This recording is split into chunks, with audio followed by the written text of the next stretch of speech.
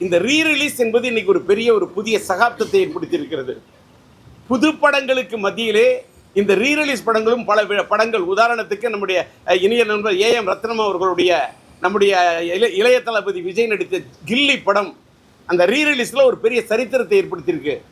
அதே போல் மறந்துவிட்ட நம்முடைய நடிகர் திலகம் ஐயா இது சிவாஜி கணேசன் ஐயா அவர்கள் நடித்த அந்த கர்ணன் படத்தை எங்களுடைய டிஸ்ட்ரிபியூட்டர் என் நண்பர் சொக்கலிங்கம் தான் வெளியிட்டார். அது ஒரு புதிய சகாப்தத்தை ஏற்படுத்தியது. அதே போல புரட்சி தலைவர் எம்ஜிஆர் அவர்களுடைய திரைப்படங்களையும் எனக்கு ரீரிலீஸ் பண்ணி பெரிய சகாப்தத்தை ஏற்படுத்தி இருக்கின்றார்கள். இதில் நான் ஒன்று சொல்ல கடமைப்பட்டிருக்கின்றேன். இதில் இந்த திரையரங்கு உரிமையாளர்களின் பங்கு அற்புதமான பங்கு.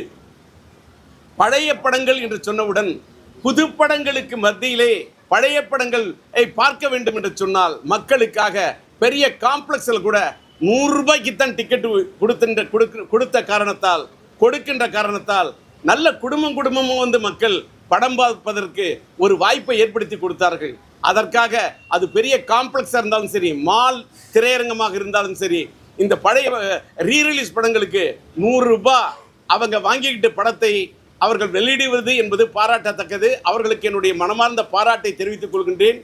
அவர்களுடைய முழு ஒத்துழைப்பையும் இந்த படத்தின் வெளியீட்டின் போது இன்னும் நிறைய படம் விடுறதுக்காக இருக்கேன். அதனால் அவங்களுடைய ஒத்துழைப்பை எதிர்பார்க்கின்றேன்.